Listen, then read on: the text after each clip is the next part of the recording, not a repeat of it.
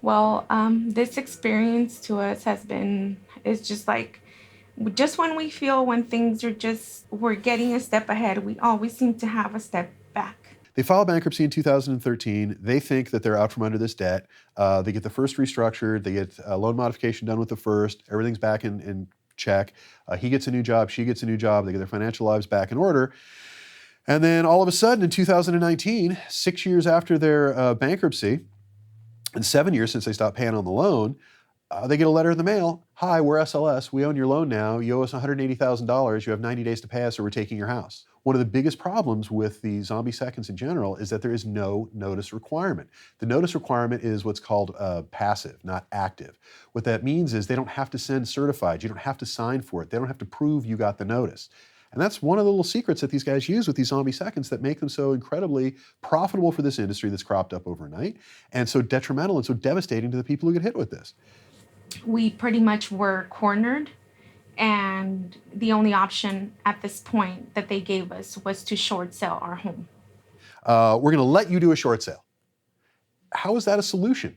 They absolutely know that they had never had any hope, any intention of doing any sort of workout with this file. First of all, banks allow clients to do short sales because it saves the bank money. They don't do it because it's good for the consumer. They do it because it's good for the bank. We have 3 children. My son that has cerebral palsy is completely wheelchair bound, nonverbal.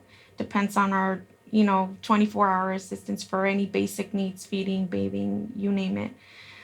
We've had to modify the home so that we can maneuver his wheelchair. My other son, Christopher, that has a developmental delay, he's more functional as far as in mobility, but he still needs like his own space just because he has some like OCD tendencies that he just likes his personal space, but still at the same time wants to be with his brother. Since they're twins, they've always been together. It's pretty much set up for their needs. So all these things we've done throughout the years. I mean, it's been a sacrifice because, we're an average hardworking family that all that we want to do is provide for them.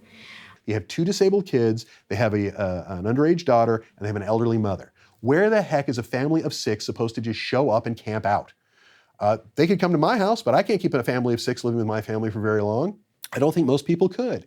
They work hard, they do everything right. We were talking earlier that Maria Sandoval won't even go over 65 on the freeway. And when I ask her why, she says, because it's illegal. That's the type of people they are. And yet SLS has decided that they are a target. It's not easy to just go to somebody's house and try to say, hey, can I spend the night? It's not that easy. It's not easy just getting up and say, hey, can I stay while I get back on my feet? And I wouldn't want to impose that on anybody. By all means, if it's something that we're responsible for, we're not here to get anything for free or whatever. It's just the all fairness. It's like all of a sudden I feel like they're playing the game. It's like, why are they doing this to us? Like all of a sudden 6 years we don't hear from them, and then all of a sudden they want to do this to us and they put us in a burden. We're in a situation like, wow, what are we gonna do? They would not have let this just roll over and become this beast that's now eating them alive. They don't have the $175,000. They might be able to make the payment if we structure it properly on a much lesser amount. But unless or until SLS drops the amount that they're demanding to a reasonable amount, say what the property's worth, I don't think that's unreasonable, and gives them a decent interest rate so that they can actually make the payment, until or unless they allow that, the Sandovals are very liable to lose their house. And if they wind up in the street, one of their kids, if not more, is going to die. I mean, it's just that simple. If they wind up in a shelter, they will not be in an environment that is conducive to the kids' maintenance. They have to be in a fairly clean environment. And if that goes away, he's going to die. We're being held against, this accountability, right? They feel like we have a debt that we have to pay. But what about them? Who's holding them accountable? And we're just one family. Out there, how many other families are going through the same situation who may not even have the advice that we've been getting, or at least the fact that somebody that will stand up for them?